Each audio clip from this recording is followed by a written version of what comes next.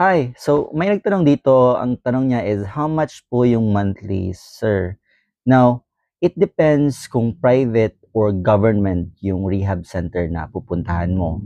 So in terms of private, it will also differ if anong klaseng private, maliit ba or malaki.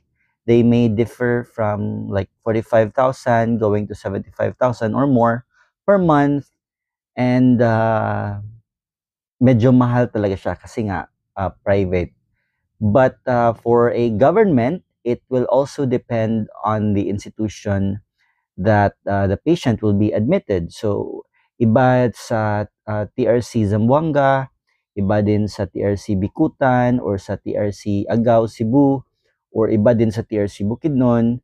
And from where I am affiliated with TRC CDO. We are at 15,000 a month, and the rehabilitation is for a minimum of 6 months. So if in punto 6 months, that's gonna be 15,000 times 6 months.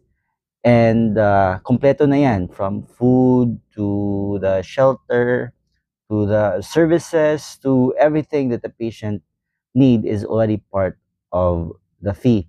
Now, ang tanong ng karamihan is that hindi po ba masyadong mahal yung 15,000? Kasi what if yung, since majority din naman ng ating mga pasyente or yung mga PWODs ay mga indigent, paano po ba yan? Paano pag di sila nakakabayad?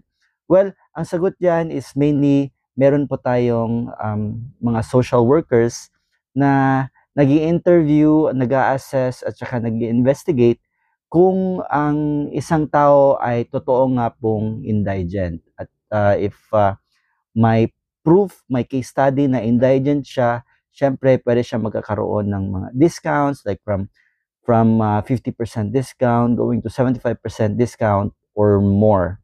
So, pwede rin pong maliit lang ang babayaran ng tao pag nagpa-rehab siya kahit 6 months pa ito. For more information, you could always check out my YouTube channel. Just search June's Daily. Take care po.